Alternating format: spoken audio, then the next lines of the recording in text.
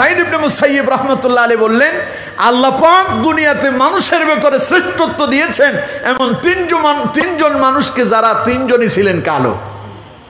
তাদের ভেতরে একজন হযরত লোকমান, দ্বিতীয় নাম্বার আরেকজন ছিলেন যাকে হযরতে ওমর ইবনুল খাত্তাব রাদিয়াল্লাহু তাআলা আযাদ করেছিলেন, নাম হলো হযরতে মাহজা ইবনে সালেহ রাদিয়াল্লাহু তাআলা আনহু। পড়েন আল্লাহু আকবার।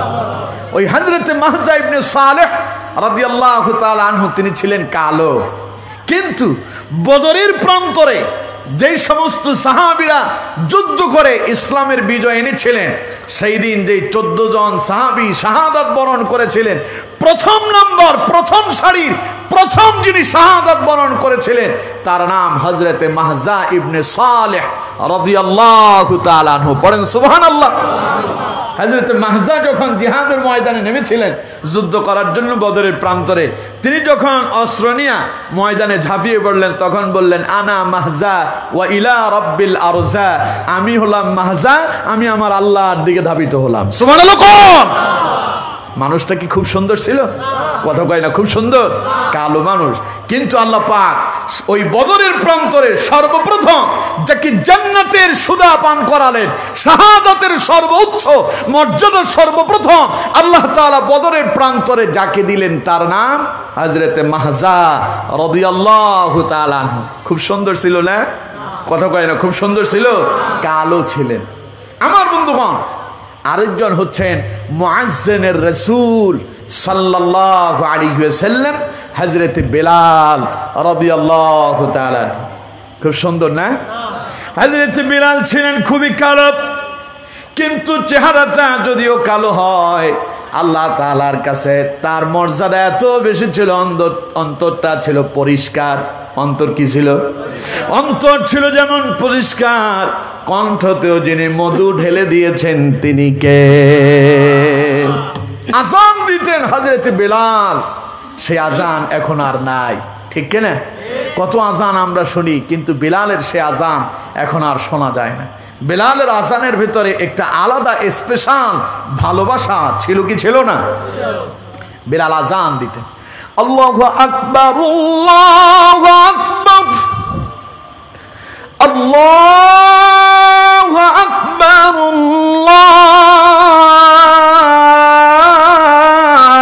আল্লাহু আকবার। সুবহানাল্লাহ কইলেন না? চেহারা কালো, মুখেতে মধু দিয়ে দিয়েছেন কে? যার আজান শুনে মানুষ পাগল হয়ে যেত। আমাদের আজান আমরা এলাকা থেকে এই বাড়ি থেকে সেই বাড়িতে শুনি, এখান থেকে সেখানে শোনা যায়, মাইক দেওয়ার পরেও শোনা যায় না, এরকম হয় না? কথা বল না কেন? হয় না? কিন্তু বেলাল আজান দিতেন, কোনো মাইক্রোফোন ছিল না, কোনো মাইক ছিল না, বেলাল আজান দিতেন। ওই বেলালের আজানে এত মধু ছিল, বেলালের আজান সপ্তম আকাশে পৌঁছায় যেত। সুবহানাল্লাহ। নবী করিম সাল্লাল্লাহু আলাইহি ওয়াসাল্লাম হযরতে বিলালের আজানকে খুব পছন্দ করতেন, কিন্তু হযরতে বিলালের একটা সমস্যা ছিল, ঈমান কবুল করার কারণে কাফেরেরা তার উপরে এত নির্যাতন নিপীড়ন করেছে যে হযরতে বিলালের কণ্ঠে একটু সমস্যা হয়ে গেল। وداعيا إلى الله بإذنه وسراجا منيرا فقد قال الله تعالى في كلامه المجيد وفرقانه الحميد أعوذ بالله من الشيطان الرجيم بسم الله الرحمن الرحيم إن الله وملائكته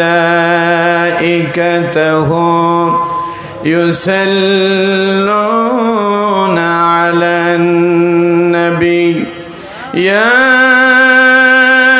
أيها الذين آمنوا صلوا عليه وسلموا وسلموا تسليما اللهم صل على سيدنا مولانا محمد وعلى آل سيدنا مولانا محمد সকলে মোহাব্বতের সাথে জবান ছেড়ে দিয়ে উচ্চ আওয়াজে পড়ুন আল্লাহুম্মা সাল্লি আলা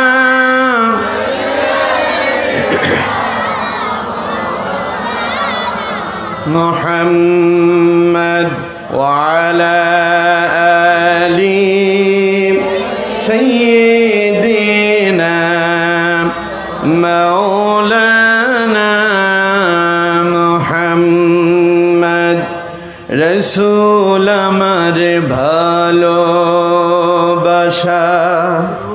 রসুল আমার আলো আশা রসুল আমার প্রেম বিরহের মূল আলোচনা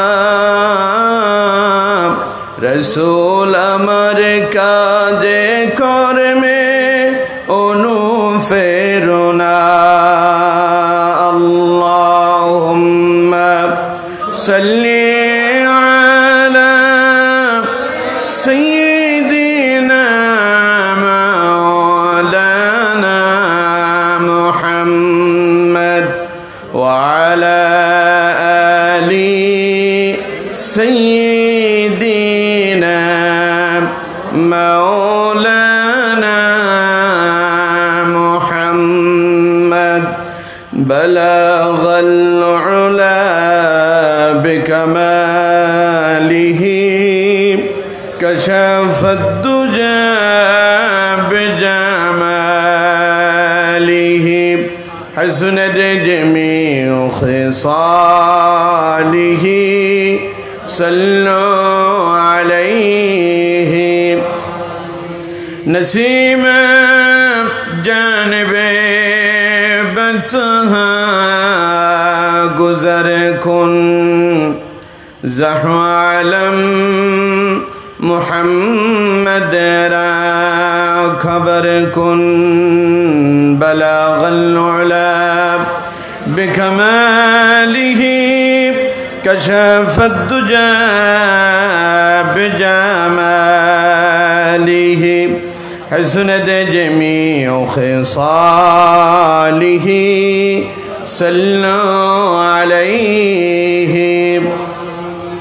আলহামদুলিল্লাহ, আজকের মাহফিলের প্রধান অতিথি আপনাদের শেখেরখিল ইউনিয়ন পরিষদের সম্মানিত সুযোগ্য চেয়ারম্যান, বিশিষ্ট আলেমে দ্বীন,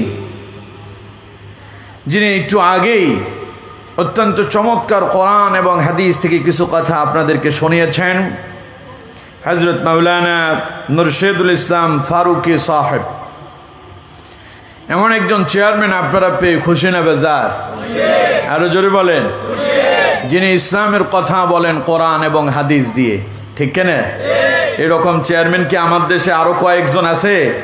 হাতে গোনা দুই একজন থাকলেও থাকতে পারে, তবে খুব কম। এই দেশের অসংখ্য চেয়ারম্যান আছে যারা কোরআন তো পড়তে জানি না, সালামটাও ঠিক মতো দিতে জানে না, ঠিক কিনা? আসসালামু আলাইকুম আছে না নাই? কথা কয় না। আর আউযুবিল্লাহ আর বিসমিল্লাহর অবস্থা তো আরো খারাপ, ঠিক কিনা?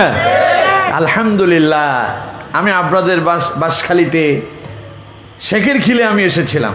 এটা মনে হয় দক্ষিণ শেখেরখিল হবে, হ্যাঁ পূর্ব না, আমি এর আগে যেটাতে আসলাম দক্ষিণ শেখেরখিল আসছিলাম। হ্যাঁ, গত 22 তারিখ এসেছিলাম, জানুয়ারির 22 তারিখে এসেছিলাম। আজ ফেব্রুয়ারি 22 তারিখ, মানে গত 1 মাস আগে এসেছিলাম। 1 মাস পরে আবারও আসলাম শেখেরখিলে। পড়েন আলহামদুলিল্লাহ। সেই দিনও আমার সাথে আপনাদের চেয়ারম্যান সাহেবের সাথে সাক্ষাৎ হয়েছে। তো আলহামদুলিল্লাহ, এইরকম চেয়ারম্যান যদি বাংলাদেশের প্রত্যেকটা ইউনিয়ন পরিষদে থাকে, গম, চুরি হওয়ার সম্ভাবনা আছে কি? ডাউল চুরি হওয়ার সম্ভাবনা আছে? জনগণের চাউল চুরি হওয়ার সম্ভাবনা আছে? যদি আলেমদেরকে যদি ইউনিয়ন পরিষদের চেয়ারম্যান বানানো যায়, এই আলেমদেরকে যদি পার্লামেন্টের যদি সদস্য বানানো যায়, বিশ্বাস করেন আমার দেশের চুরি, ডাকাতি, বদমাশি, টেন্ডারবাজি, চাঁদাবাজি এগুলো বন্ধ হয়ে যাবে, আর বাংলাদেশ শান্তিতে পরিণত হবে। ঠিক কিনা? উপবিষ্ট বিভিন্ন স্তরের বিভিন্ন পর্যায়ের দাওয়াতি মেহমান বিন্দু, হযরত উলামায়ে কেরাম, আমার সামনে উপস্থিত দূর দূরান্ত থেকে আগত কোরআন প্রেমিক, ইসলাম প্রেমিক, মুসল্লিয়ানি কারাম, মুরব্বিয়ান আযম, যুবক ভাইয়েরা, পর্দার অন্তরালের সম্মানিতা, শ্রদ্ধেয়া, সর্বগুণে গুণান্বিতা মুমিনা মা এবং বোনেরা, আলোচনার সূচনা লগ্নেতা আনুষ্ঠানিকতার মধ্য দিয়ে আমি আবারও আপনাদেরকে অন্তঃস্থল থেকে সালাম নিবেদন করছি। আসসালামু আলাইকুম ওয়া রাহমাতুল্লাহি ওয়া বারাকাতুহু।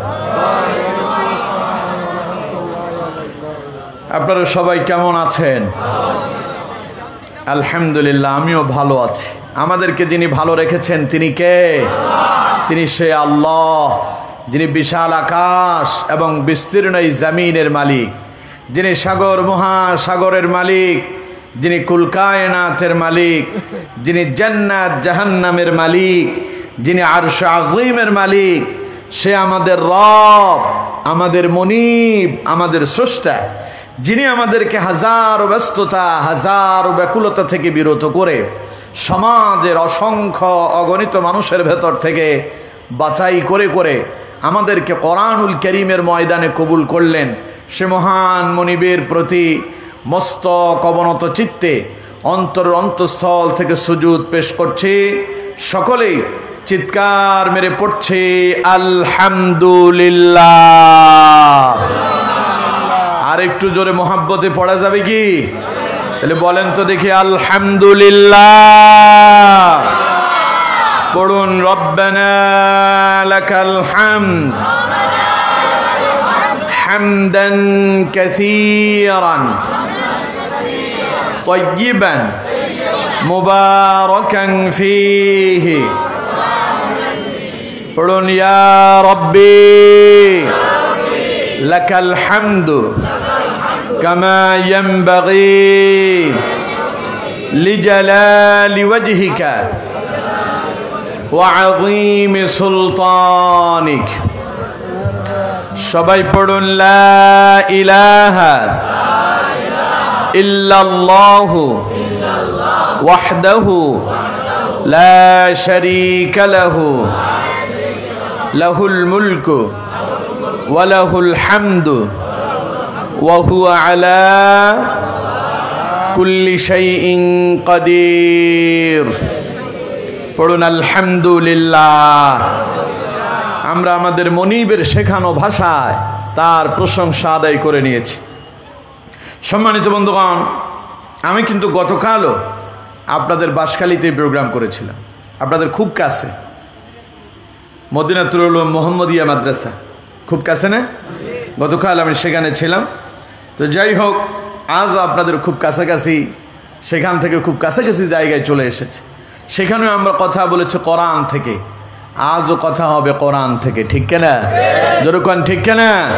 কোরআন থেকে যেই কথা হয় সেই কথা সত্য না মিথ্যা? কোরআনের কথা কার? আরো জোরে বলেন। আচ্ছা কোন তো কোরআনুল কারীমের মতো মহা বরকতময় কিতাব আল্লাহ পাকের আসমানের নিচে জমিনের উপরে আরেকটাও আছে? পড়েন আল্লাহু আকবার।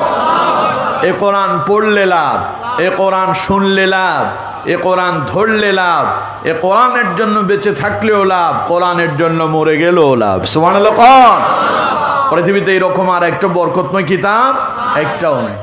আমার বন্ধুগণ, আমরা যারা কোরআন শুনতে এসেছি, এখন আমাদের লাভ কি হবে তা কোরআন থেকে একটু শুনে নেই। আল্লাহ পাক বলছেন ওয়াইযা কুরিয়াল কুরআনু ফাসতামিউ লাহু ওয়া আনসিতু লাআল্লাকুম তুরহামুন। পড়েন আল্লাহু আকবার। আল্লাহ পাক বলছেন আমার বান্দারা শোনো, ওয়াইযা কুরিয়াল কুরআন, যখন তোমাদের সামনে আমার কোরআন থেকে আলোকপাত করা হয়, আমার কোরআন থেকে আলোচনা করা হয়, কিংবা কোরআন তোমাদের সামনে তিলাওয়াত করা হয়, আল্লাহ পাক বললেন ফাসতামিউ লাহু, তখন আমার বান্দা তোমাদের কাজ হলো তোমরা চুপ করে যাও, কান দুটো খাড়া করে দাও, হৃদয়ের ভালোবাসা, মনের আবেগ দিয়া, অন্তর দিয়া আমার কোরআন শ্রবণ করো। আমরা বলি আল্লাহ, আমরা যদি তোমার কোরআনটা মন দিয়া, কান খাড়া করে দিয়া, দুনিয়ার সমস্ত কথাবার্তা বন্ধ করে দিয়ে যদি তোমার কোরআনের আলোচনা শুনে আমাদের কি লাভ হবে? আল্লাহ রাব্বুল আলামিন বলছেন ওয়া আনসিতু লাআল্লাকুম তুরহামুন। পড়েন আল্লাহু আকবার। আল্লাহ পাক বলছেন আমার বান্দারে ওয়া আনসিতু, যদি চুপ করে মনোযোগ দিয়া কোরআন শুনতে পারো তাহলে তোমরা তোমাদের রবের কাছে আশা করো লাআল্লাকুম তুরহামুন, আল্লাহ তোমাদের উপরে রহমত আর বরকত অবতীর্ণ করবে। আচ্ছা কোন তো এখন এখানে শান্তি না অশান্তি? কোরআনের বাগানে শান্তি না অশান্তি? কিন্তু চায়ের দোকানগুলোতে এখন শান্তি না অশান্তি? সেখানে অশান্তি, চিল্লাচিল্লি, হই হুল্লোড় হয়। কিন্তু কোরআনের ময়দানে একজন কথা বলে, বাকিরা চুপ করে সবাই শোনে। সুবহানাল্লাহ কোন? এটাই কোরআনের বরকত, এটা কোরআনের মুআজিজা। পড়েন আল্লাহু আকবার। সুতরাং আমার বন্ধুগণ, আমরা সে কোরআন থেকে আলোচনা শুনেছি, সে যে কোরআন একটা নির্ভুল কিতাব, যে কোরআনে কোনো ভুল তো নাই, সন্দেহ পর্যন্ত নাই। সুবহানাল্লাহ বলে আমার বন্ধুগণ, সেই কোরআন থেকে আজকে আমরা আলোচনা শুনব একটি গুরুত্বপূর্ণ সূরা থেকে। সূরাটার নাম সূরাতুল লোকমান। কোন সূরা থেকে আলোচনা শুনবো কোন তো? সূরা লোকমান থেকে। লোকমান তিনি কি নবী ছিলেন? না, লোকমান একজন ব্যক্তি ছিলেন। কিন্তু লোকমান নবী না হওয়ার পরেও লোকমানের নামে আল্লাহ পাক কোরআনুল কারীমে সূরা অবতীর্ণ করে তার সম্মান বাড়ায় দিয়েছেন। সুবহানাল্লাহ। আচ্ছা কোন তো, যেই মানুষটা নবী না, তার নামে আল্লাহ কোরআনুল কারীমে সূরা দিয়া তার সম্মান কি এমনি এমনি বাড়ায় দিয়েছেন? নিশ্চয়ই তার কিছু কর্মকাণ্ড ছিল যেগুলো আল্লাহর কাছে খুব পছন্দ হয়েছে। এই সূরা লোকমানের ভেতরে আল্লাহ তাআলা হযরত লোকমানের কিছু গুরুত্বপূর্ণ কথা তিনি কোরআনুল কারীমের ভেতরে নোট করেছেন, কোট করেছেন, যাতে করে মুহাম্মদ সাল্লাল্লাহু আলাইহি ওয়াসাল্লামের উম্মতেরা এই কোরআন থেকে, লোকমানের সেই নসিহতগুলো থেকে নিজেরা উপকৃত হতে পারে। সুবহানাল্লাহ বলে। লোকমান কিন্তু বিশাল প্রভাবশালী কোনো নেতা ছিলেন না। লোকমান কি প্রভাবশালী কোনো নেতা ছিলেন না। লোকমান কোনো রাষ্ট্রনায়কও ছিলেন না। লোকমান খুব সুন্দর মানুষও ছিলেন না। বিশাল লম্বা দেহের অধিকারীও ছিলেন না। তাফসীরের ভেতরে এসেছে হযরত লোকমান ছিলেন একজন হাবশী গোলাম। তিনি ছিলেন খুব কালো মানুষ। লোকমান কি ছিলেন? খুবই কালো। হযরত লোকমানের নাকটা ছিল বোচা, ঠোঁটগুলো ছিল মোটা সোটা, দেহটা ছিল খাটো। কিন্তু যদিও তিনি কালো ছিলেন, যদিও তার নাকটা বোসা ছিল, ঠোঁট মোটা সোটা ছিল, তিনি বিশাল লম্বা দেহের অধিকারী ছিলেন না, বিশাল ক্ষমতাশীল ছিলেন না। একজন গরিব অসহায় কৃতদাস হওয়ার পরেও তার এমন কিছু কথা আল্লাহর কাছে এত বেশি পছন্দ হয়েছে, পরে আল্লাহ তাআলা লোকমান আলাইহিস সালামের, আল্লাহ পাক লোকমান আলাইহিস সালামের নামে কোরআনুল কারীমে সূরা দিয়া তার মর্যাদা বহু গুণে বাড়ায় দিয়েছেন। সুবহানাল্লাহ। তাফসীর ইবনে কাসিরের ভেতরে এসেছে হযরত লোকমানের ব্যাপারে হযরত কাতাদা রাদিয়াল্লাহু তাআলা আনহু তিনি হাদিস বর্ণনা করছেন।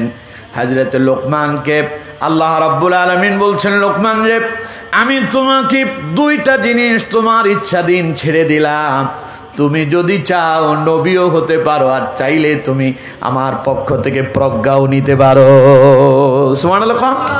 তুমি যদি চাও আমি আল্লাহ তোমার নবী বানাবো, আর যদি তুমি চাও যে না তুমি নবুয়ত নেবে না, তাইলে আমি আল্লাহ তোমার হিকমত জ্ঞান দিয়া তোমাকে আমি আল্লাহ পাক ধন্য করে দেব। সুবহানাল্লাহ বলেন। হযরত লোকমানকে তার একজন অনুসারী তাকে প্রশ্ন করলেন, ভাই লোকমান, আচ্ছা নবুয়তের মতো এমন বিশাল গুরু দায়িত্ব, পৃথিবীতে সবচাইতে শ্রেষ্ঠ দায়িত্বের নাম কি? নবুয়ত। সবচাইতে শ্রেষ্ঠ দায়িত্বের নাম কি? নবুয়ত। এই নবুয়ত দিয়ে আল্লাহ পাক অসংখ্য নবীদেরকে প্রেরণ করেছেন। যত নবীরা নবুয়ত নিয়ে এসেছেন সেই নবীদের মর্যাদা কি কম না বেশি? আরো জোরে বলেন, কম না বেশি? এমন একজন নবীর নাম বলেন যে নবীকে মানুষেরা নাম উচ্চারণ করার সময় ঘৃণার সাথে নেয়। এরকম কোন নবী আছেন? জোরে বলেন, আছেন? এমন দায়িত্ব নবীরা পালন করেছেন। হিন্দু বলেন, বৌদ্ধ বলেন, খ্রিস্টান বলেন, অমুসলিম বলেন, তাম পৃথিবীর সমস্ত মানুষেরা নবীদের নাম নেওয়ার সময় সম্মানের সাথে উচ্চারণ করে। সুবহানাল্লাহ। আমার বন্ধুগণ, সে লোকমানকে আল্লাহ পাক বললেন, লোকমান, আমি তোমাকে সেই নবুয়তের মতো গুরু দায়িত্ব চাইলে সেটাও দিতে পারি, আর যদি কও না সেটা নিবা না, তাহলে আমি তোমার হিকমত আর জ্ঞান দান করব। আচ্ছা, আপনাকে যদি বলা হয় যে আপনি কি হতে চান, চেয়ারম্যান না এমপি না মন্ত্রী, আপনি কোনটা বলবেন? মন্ত্রী। কারণ মন্ত্রিত্ব পাওয়ার জন্য আমার দেশে এখন মারামারি আছে না নাই? আরো জোরে বলেন, আছে না নাই? সন্ত্রাস হচ্ছে, মানুষ মানুষকে হত্যা করতেছে। ক্ষমতায় টিকে থাকার জন্য নিরপরাধ মানুষদেরকে দুনিয়া থেকে বিদায় করে দেওয়া হচ্ছে, ঠিক কিনা? ক্ষমতায় টিকে থাকার জন্য কোরআনের মাহফিলগুলোতে 140 বোর্ড জারি করা হয়। কোরআনের মাহফিলে আলেমদের কথাকে নিষিদ্ধ করে দেওয়া হয়। বিভিন্ন আলেমদেরকে কোরআনের কথা বলতেও বাধাগ্রস্ত করা হয়, ঠিক কিনা? সবাই চায় ক্ষমতায় টিকে থাকার জন্য। কিন্তু আমার বন্ধুগণ, লোকমানকে আল্লাহ পাক বললেন, তোমারে সর্বশ্রেষ্ঠ দায়িত্ব দিতে চায়। কিন্তু লোকমান তা নিলেন না। অনুসারী প্রশ্ন করলেন, ভাই লোকমান, ঘটনা কি?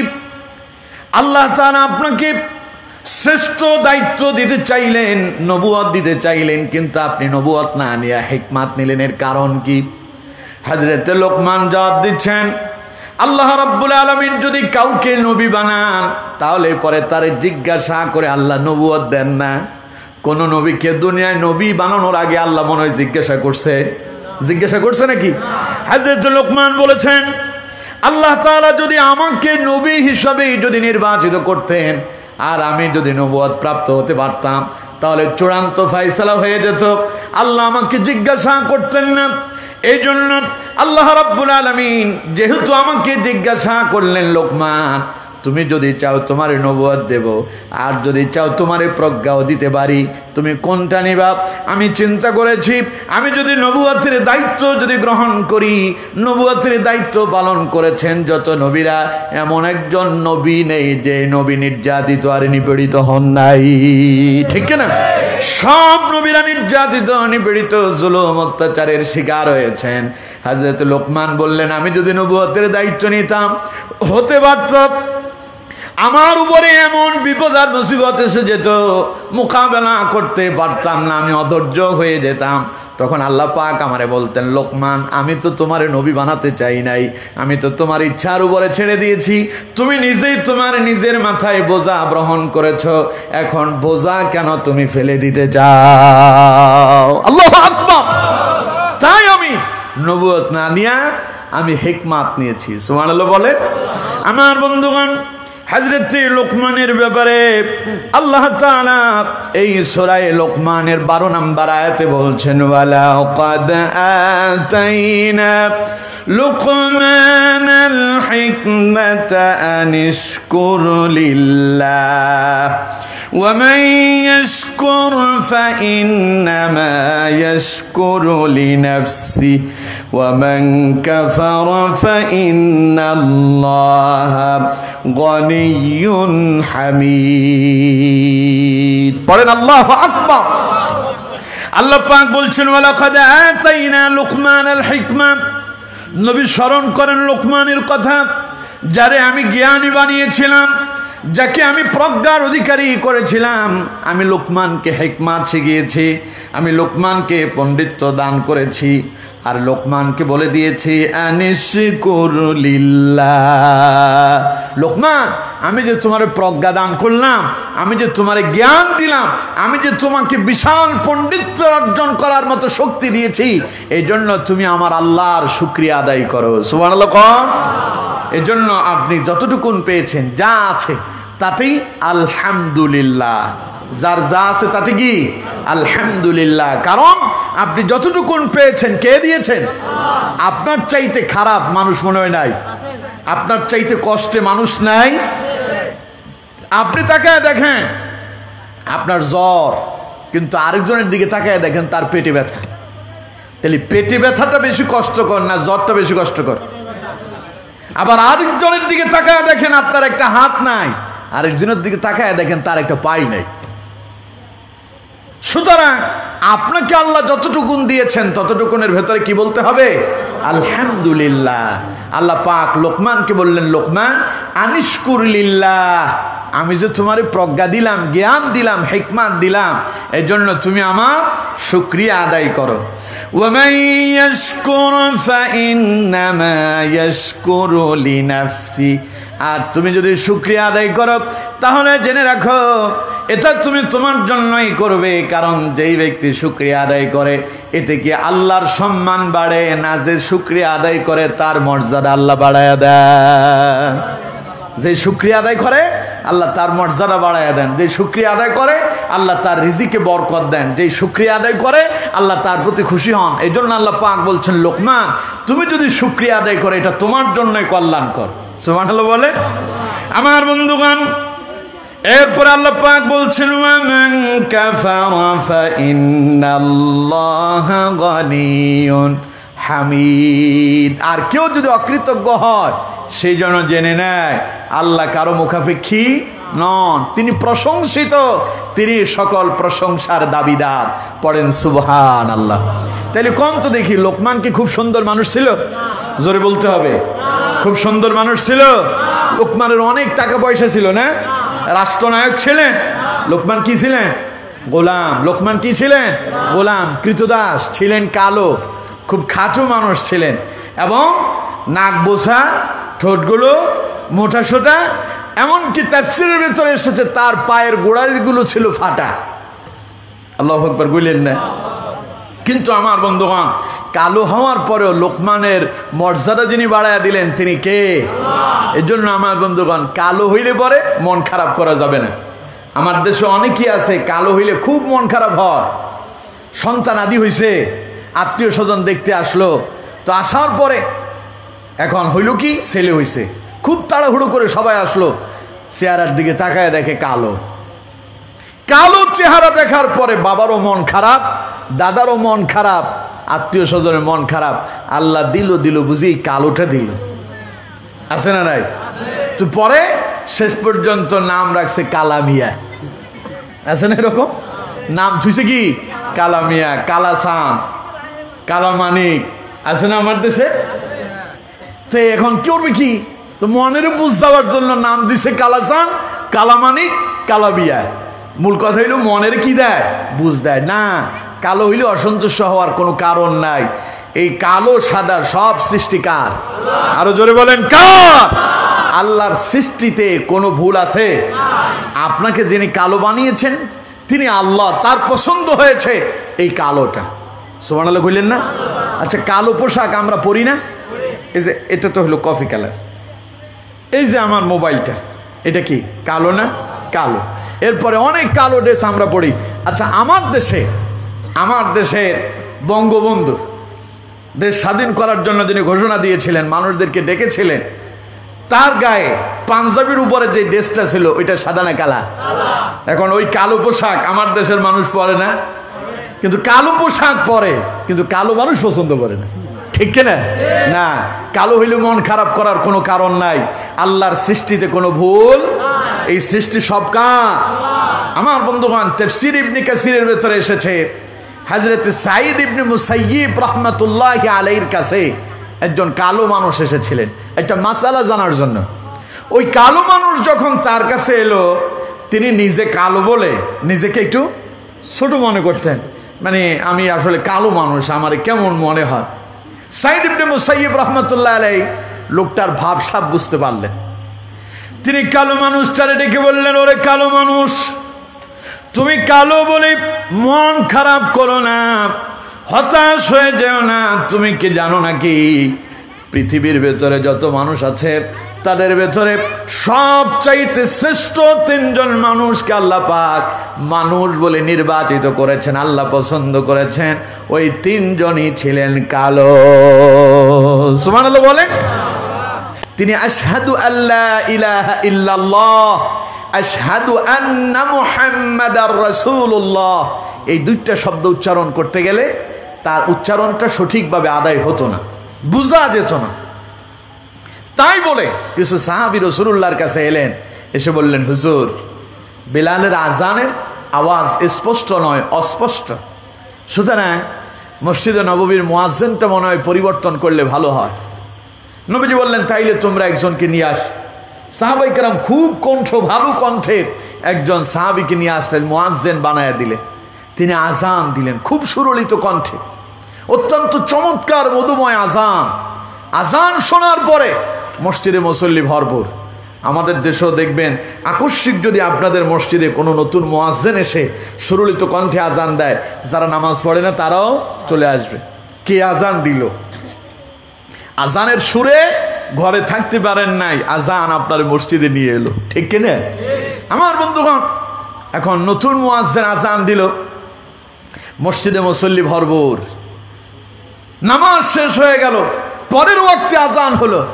জিবরাইল এসে রাসূলুল্লাহর কাছে হাজির। জিবরাইল বললেন, ইয়া রাসূলুল্লাহ সাল্লাল্লাহু আলাইহি ওয়াসাল্লাম, হুজুর মসজিদে নববীতে কি আজ আজান হয়নি? নবীজি বললেন, কে বলেছে হয়নি? মসজিদে নববীতে এখন নতুন মুয়াজ্জিন নিয়োগ দেওয়া হয়েছে। এত সুরলিত কণ্ঠে, এত চমৎকার কণ্ঠে তিনি আজান দেন, তার আজান শুনে মসজিদে মুসল্লি ভরপুর হয়ে যায়।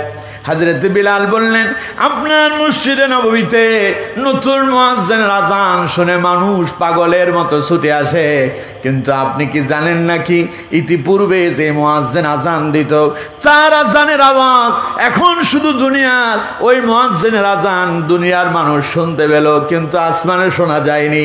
আপনার পূর্বের মুয়াজ্জিন বিলালের আজান শুধু মদিনায় থাকে না, দুনিয়ার প্রথম আসমান, দ্বিতীয়, তৃতীয়, চতুর্থ, পঞ্চম, ষষ্ঠ, সপ্তম আকাশ ভেদ করে আল্লাহ রাব্বুল আলামিন ফেরেশতাদের জন্য বাইতুল মামুর নামক একখান মসজিদ আসমানের সপ্তম আকাশের উপরে আল্লাহ পাক তৈরি করেছেন। বেলালের আজান ওই সপ্তম আকাশ মাড়ি দিয়ে বাইতুল মামুরে পৌঁছায় যায়। তবে গত কয়েকটা আজান মসজিদে বাইতুল মামুর পর্যন্ত পৌঁছায় নাই। আল্লাহু আকবার কইলেন না? আচ্ছা, কোন তো বেলাল খুব সুন্দর ছিল, কালো। চিন্তা করছেন, মাইক লাগে নাই, স্পিকার লাগে নাই, কণ্ঠের ভিতরে একটু সমস্যা আছে, কিন্তু আজানের ধ্বনি সপ্তম আসমানে পৌঁছায় গেছে। সুবহানাল্লাহ বলে। কিন্তু এখন আমাদের অবস্থা কি বন্ধুগণ? সুতরাং কালো হইলে মন খারাপ করার কিছু নাই। কালো মানুষদেরকে যিনি পছন্দ করেছেন তিনি কে? আরো জোরে বলেন, কে? কালো হোক, সাদা হোক, ধলা হোক, লাল হোক, যেমনই হোক, সব সৃষ্টিকার আল্লাহর সৃষ্টিতে কোনো ভুল খোঁজা যাবে। আর কেউ যদি কালো হলে মন খারাপ করেন, তাহলে বুঝতে হবে আপনি আল্লাহর সৃষ্টিতে অসন্তুষ্ট হলেন। সুতরাং আল্লাহর সৃষ্টিতে অসন্তুষ্ট হওয়া যাবে না। আমার বন্ধুগণ, তো বলছিলাম কালো মানুষের ভিতরে তিনজন শ্রেষ্ঠত্ব লাভ করেছেন। একজন হযরত লোকমান, আরেকজন হযরত মাহজা ইবনে সালেহ রাদিয়াল্লাহু তাআলা আনহু, আরেকজন হাবশী গোলাম মুআজ্জিনের রাসূল বিলাল রাদিয়াল্লাহু তাআলা আনহু। সুবহানাল্লাহ বলেন। তাহলে তাদের ভিতরে একজন হলেন হযরতে লোকমান। এই লোকমানের নামে আল্লাহ পাক এই সূরা অবতীর্ণ করলেন। কারণ কি? কারণ হলো এই, লোকমান যদিও নবী ছিলেন না, এমন কিছু দাওয়াতি কাজ তিনি করেছেন যা আল্লাহর কাছে খুব পছন্দ হয়েছে। লোকমান তার সন্তানের কাছে 10টা নসিহত করেছেন। কয়টা? সবাই বলেন কয়টা? 10টা নসিহত এত গুরুত্বপূর্ণ ছিল যে নসিহতগুলো আল্লাহ পাকের কাছে পছন্দ হয়েছে। আল্লাহ তাআলা পছন্দ করেই সীমাবদ্ধ করেন নাই, তা মুহাম্মদ সাল্লাল্লাহু আলাইহি সাল্লামের উপর অবতারিত কিতাব মহাগ্রন্থ আল কোরআনের ভেতরে ঢুকিয়ে দিয়েছেন। সুবহানাল্লাহ। সেই নসিহতগুলো আপনাদের সামনে একটু আলোকপাত করতে চাই, শুনবেন আপনারা? সময় তো অনেক হয়েছে। আমার বন্ধুগণ, 10টা নসিহতের ভেতরে সর্বপ্রথম যে নসিহত হযরত লোকমান তার সন্তানকে করলেন, সেই নসিহতটা কি ছিল শুনুন। আল্লাহ রাব্বুল আলামিন বলছেন, ওয়াইয ক্বালা লুকমানু লিবনিহি ওয়া হুয়া ইয়াইযুহু يا بني لا تشرك بالله إن الشرك لظلم عظيم পড়েন আল্লাহু আকবার। আচ্ছা, আপনারা যে আল্লাহু আকবার কইছেন, আপনারা কোন তো জোর হয়েছে? কথা কয় না, জোর হয়েছে? এখন কোন তো আল্লাহু আকবার কি আস্তে বলবেন না জোরে বলবেন? দেখি তো কত জোর আছে, চিল্লায় কোন তো দেখি আল্লাহু আকবার। না, জোর আপনাদের আরো আছে। আচ্ছা, আমি জানি, আর একটু চেষ্টা করলে আরো ভালো হবে। ভালো হবে না? আচ্ছা, দেখি তো আপনারা কেমন ভালো পারেন। আর একটু জোরে কোন তো দেখি আল্লাহু আকবার। আরো আছে, বাকিটা আমারে আদায় করে নিতে হবে। আমি জানি বাকিটা আমারে আদায় করা লাগবে। আমার বন্ধুগণ, আল্লাহু আকবার যে আপনারা বললেন, খুশি কে হয়েছেন? অসন্তুষ্ট কেডা? অসন্তুষ্ট কেডা? এখন শয়তান আবার কিন্তু দুই জাতের আছে। আমার কথা না, আল্লাহর কথা। কোরআনুল কারীমের সর্বশেষ সূরা, সর্বশেষ আয়াত, সর্বশেষ লাইন, মিনাল জিন্নাতি ওয়ান নাস। আল্লাহ বলছেন শয়তান দুই জাতের, একটা মানব শয়তান আর একটা জিন শয়তান। জিন শয়তান অসন্তুষ্ট হয় আল্লাহু আকবার আওয়াজ শুনলে। কোরআন এবং হাদিস দ্বারা শুনছি, জীবনে কোনোদিন দেখি নাই। কিন্তু শয়তান যে অসন্তুষ্ট হয় এখন বাংলাদেশে অনেক বেশি দেখা যায়। কথা কয় না? কথা কয় না কেন? এখন বাংলাদেশে কিছু নাস্তিক মোরতাদ তৈরি হয়েছে। নামের শুরুতে মুহাম্মদ আছে, নাম শুনলে মনে হয় আল্লাহর ওলি হবে, কিন্তু এরা নারে তাকবীর আল্লাহু আকবারকে জঙ্গিবাদের স্লোগান বলে আমার 90% মুসলমানের দেশে আল্লাহু আকবার আওয়াজকে নিভায় দিতে চায়। ঠিক কিনা? এরা নারে তাকবীর আল্লাহু আকবারকে জঙ্গিও স্লোগান বলে। ঠিক কিনা? এরা নারে তাকবীর আল্লাহু আকবারকে ধর্মীয় উস্কানিমূলক স্লোগান বলে। ঠিক কিনা? এরা নারে তাকবীর আল্লাহু আকবারকে বিতর্কিত স্লোগান বলে। ঠিক কিনা? তার মানে এরা চায় বাংলাদেশ থেকে নারে তাকবীর আল্লাহু আকবারের আওয়াজকে মুছে দেওয়ার জন্য। জোরে কোন ঠিক কিনা? আমরা বলছি এটা 90% মুসলমানের দেশ, এটা ওলি আল্লাহর দেশ, এটা শাহজালালের দেশ, এটা শাহপরানের দেশ, এটা খানজাহানের বাংলাদেশ। এই দেশে নারে তাকবীর চলছে, কিয়ামত অবধি চলবে। বন্ধ করার ক্ষমতা কারো নাই, কারো নাই, কারো নাই। ঠিক কিনা?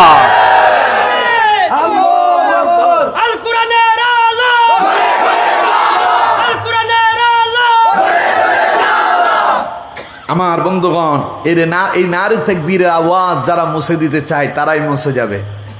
কথা বল না কেন? এর নারে তাকবীরের আওয়াজ মুছে দিতে চেয়েছিল ফেরাউন, পেরেছিল?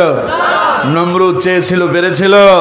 হামান, কামান, আবু জাহেল, আবু লাহাব, উতবা, সাইবা, মুগীরারা চেষ্টা করেছিল, পেরেছিল? ওরাই মুছে গিয়েছে। ফেরাউন পারে নাই, নমরুদ পারে নাই, আবু জাহেল পারে নাই, উতবা, সাইবা, মুগীরা পারে নাই। তোমরা যারা নারে তাকবীরকে মুছে দিতে চাও তোমরাও পারবে না। ঠিক কিনা? আবু জাহেল, আবু লাহাব, উতবা, সাইবা, মুগীরা, ফেরাউন, নমরুদ, হামান, কামানের যেই পরিণতি হয়েছে, যারা নারে তাকবীরকে মুছে দিতে চায় তাদেরও ঠিক একই পরিণতি হবে। সন্দেহ হয়? একটু খুঁজে দেখেন না ইতিহাস। ইসলামের সঙ্গে যারাই গাদ্দারি করেছে আল্লাহ তাদেরকে নাস্তানাবুদ করে দিয়েছেন। এত নাস্তানাবুদ করছে ফেরাউনের নামে। ফেরাউন বলে কোন মানুষ সারা পৃথিবীতে আছে? নমরুদ, হামান, কামান, আবু জাহেল, আবু লাহাব, উতবা, সাইবা, মুগীরা আছে? কে রাখে না কেন? কারণ অমুসলিমরাও জানে এদের মতো সিটিং, এদের মতো বাটপার, এদের মতো অপদার্থ, এদের মতো নির্লজ্জ, এদের মতো পাপিষ্ট, এদের মতো পাপাচার আল্লাহর আসমানের নিচে জমিনের উপর আরেকজন নাই। ঠিক কিনা?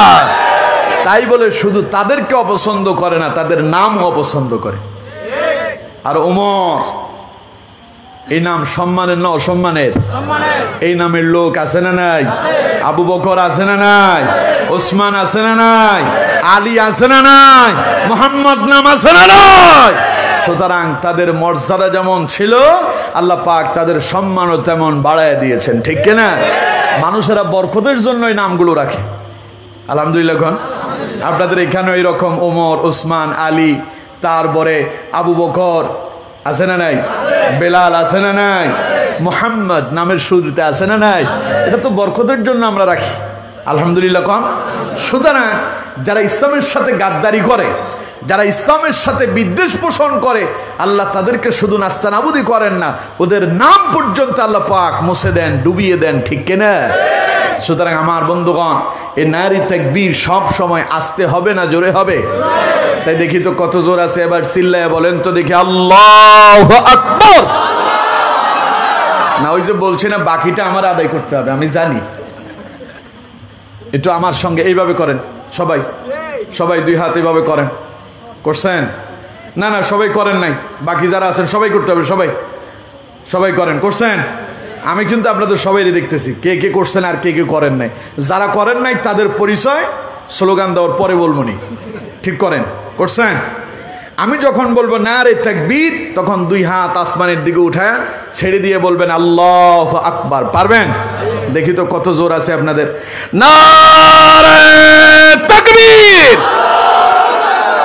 আরো জোরে নারে তাকবীর, নারে তাকবীর। আলহামদুলিল্লাহ। হাত নামান। খুশি হয়েছেন না বেজার হয়েছেন? সবাই তো হাত তুলছেন, কেউ বাদ যান নাই, তাই আর বলার দরকার নাই, ঠিক না? আমি জানি কেমনে আদায় করতে হয়, কারণ এটা ফেনী থেকে আসছে। কোথা থেকে আসছে? বাড়ি কই আমার?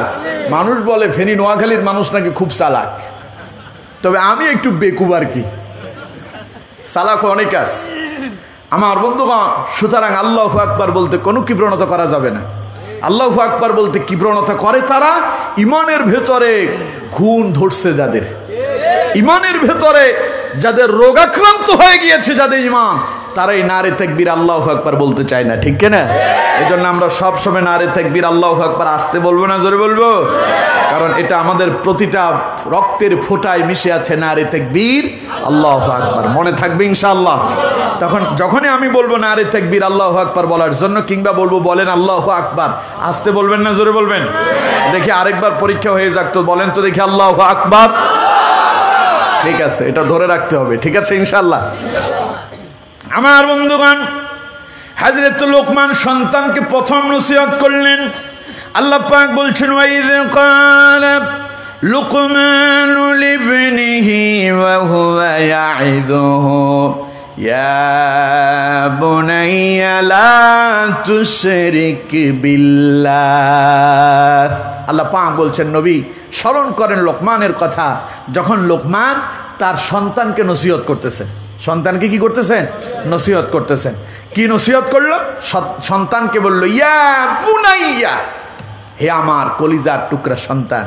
বুনাইয়া, এই যে আমার পাশে আলেম আছেন না, ওনারা খুব ভালো বলতে পারবেন।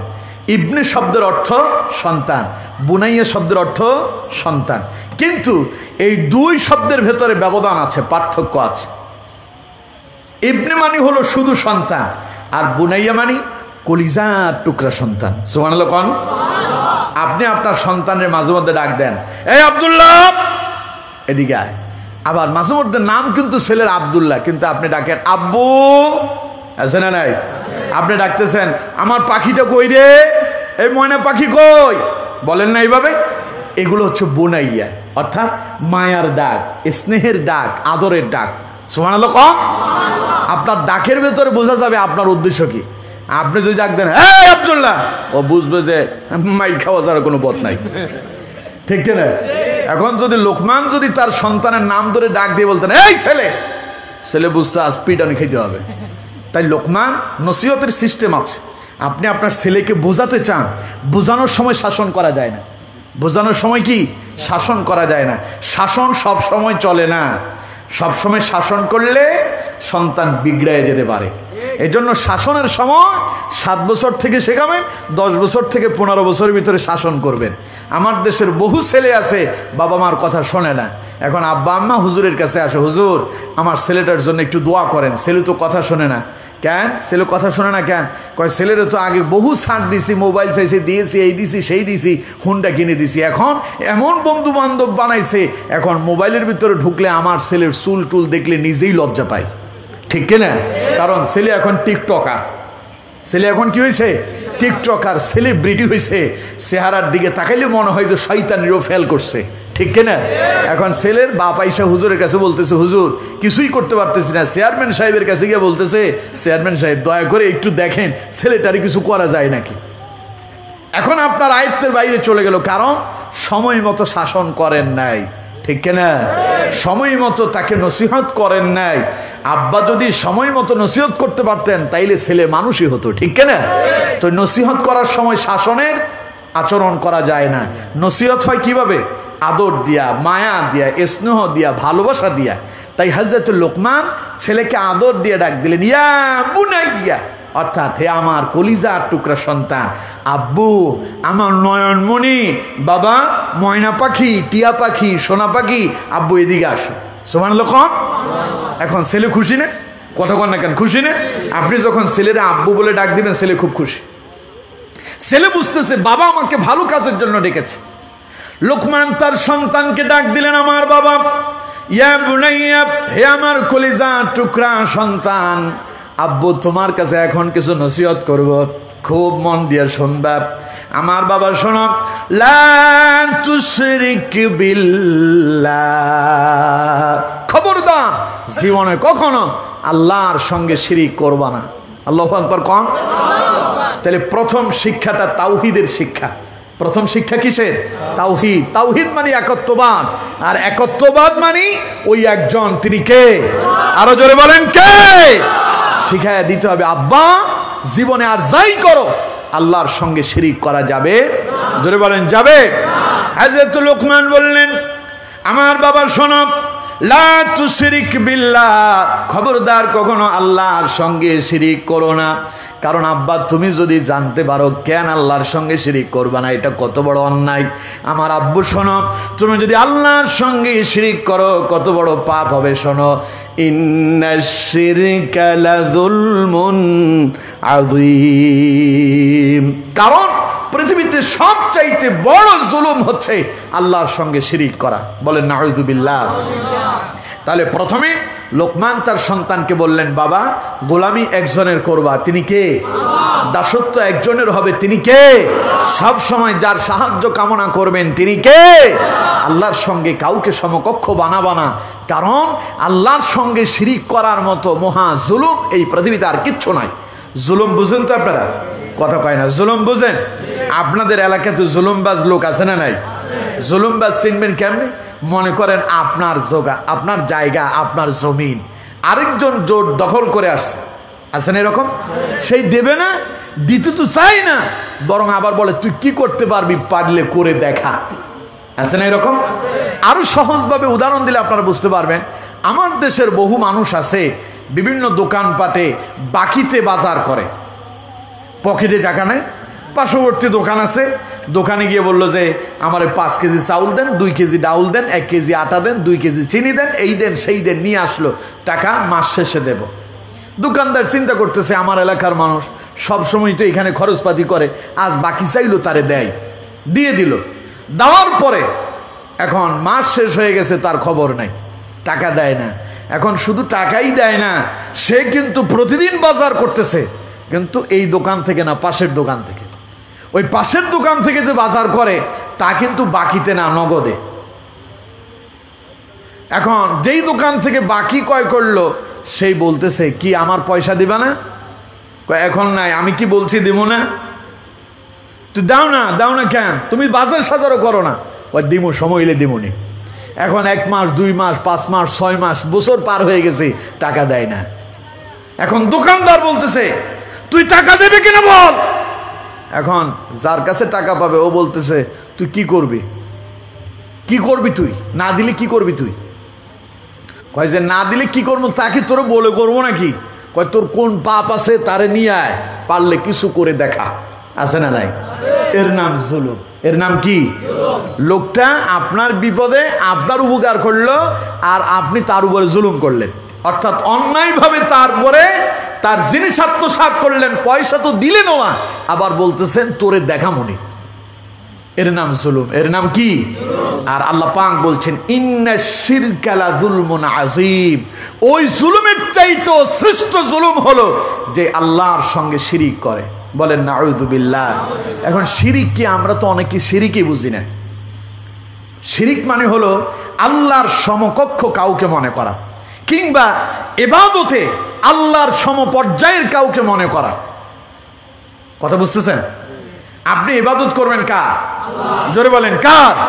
সাহায্য কার কাছে চাইবেন? এগুলো কিন্তু আল্লাহর ইবাদত। এগুলো কার ইবাদত? আল্লাহর ইবাদত। এখন আপনি আল্লাহর ইবাদত না করে আপনি মানুষের ইবাদত করলেন। যেমন মানুষ মূর্তির সামনে মাথা নত করে না? কথা কয় না? করে না? আচ্ছা কোন তো মাথা নত আল্লাহর সামনে হবে না মূর্তির সামনে হবে? এখন আমার দেশের তো শুধু মাথা নত মূর্তির সামনে নয়, পীরের সামনেও হয়। আছে না নাই? পীর বসে আছে, পীরের পেট দেখলে মনে হয় যে সমুদ্রে তিমি মাছও ফেল। আছে না? পেট একটা করছে এত বড়, চেয়ারে বসলে পেট যে তার কই গেছে সে নিজেই দেখে না। পা দুইটা ছাড়াই দিয়া এইভাবে বসে আছেন তিমি মাছের মতো লম্বা হয়ে। আর তার কিছু মুরিদ আছে, মুরিদরা এসে পীরের পায়ে চুমু খায়, পীরের পায়ে সেজদা দেয়। পীর নিষেধও করে না, পীর তাদেরকে বারণও করে না। কোন তো দেখি এই সেজদা কি পীরের পায়ে হওয়ার কথা না আল্লাহ পাকের কুদরতি কদমে হওয়ার কথা? এই সেজদা কি আল্লাহর জন্য না পীরের জন্য? আল্লাহ ছাড়া কাউকে সেজদা করা হালাল না হারাম? এখন পীরের পায়ে যে সেজদা করলো সেটা কি হালাল হয়েছে না হারাম হয়েছে? আচ্ছা যাই হোক, পীর তো মানলাম জিন্দা আছে, মরে গেছে। মৃত মানুষের কবরে আমার দেশে সেজদা হয় না। কথা বল না কেন? আমার দেশে বাংলাদেশের মতো আমার মনে হয় এত মাজার পৃথিবীর আর কোথাও নাই। আর চট্টগ্রামে সবচেয়ে বেশি। বাংলাদেশের যত মাজার আছে এর ভেতরে বেশি হলো চট্টগ্রামে। বাঁশখালীতেও দুই একটা থাকলেও থাকতে পারে, আছে না? আমি হয়তো জানি টানি না এরকম। তো আমার বন্ধুগণ, এখন মাজারে সেজদা দেয় পীরের কবরে গিয়া, এইরকম অবস্থা বাঁশখালীতে হয় না আমার বন্ধুগণ। অথচ আপনি জানেন নবী করিম সাল্লাল্লাহু আলাইহি ওয়াসাল্লাম তার সাহাবীদেরকে বারবার সতর্ক করেছেন। বহু নবীর উম্মতদেরকে আল্লাহ পাক ইতিপূর্বে ধ্বংস করে দিয়েছেন। নবীদের ইন্তেকালের পরে তারা নবীদের কবরকে সেজদার জায়গাতে পরিণত করেছে। বলেন নাউযু বিল্লাহ। সুতরাং রাসূলুল্লাহ বলেছেন, খবরদার, লা তাত্তাখিযুল কুবুর মাসাজিদ। রাসূলুল্লাহ বলেছেন, খবরদার, তোমরা কবরকে সিজদার জায়গায় পরিণত করো না। নিষেধ করেছেন কে? আরো জোরে বলেন কে? রাসূলুল্লাহ নিষেধ করলেন কবরকে তোমরা সিজদার জায়গা বানাবা না। কিন্তু আমার দেশের বহু পীরের মাজার আছে, বহু দরবার আছে, মহিলারা বেশি করে এটা। মাজারে ঢুকলেই কবরে গিয়া সিজদা দিয়ে দেয়। বলেন নাউযুবিল্লাহ। এর নাম শিরক। এর নাম কি? তার মানে আপনি ইবাদতে শিরক করলেন। এবার আসুন, সাহায্য কার কাছে চাইতে হবে? ছেলে দেন কে? মেয়ে দেন কে? যিনি ছেলেও দেন না, মেয়েও যিনি দেন না, তিনি কে? কিন্তু এখন ছেলে এবং মেয়ে দেওয়ার একচ্ছত্ব মালিক কে?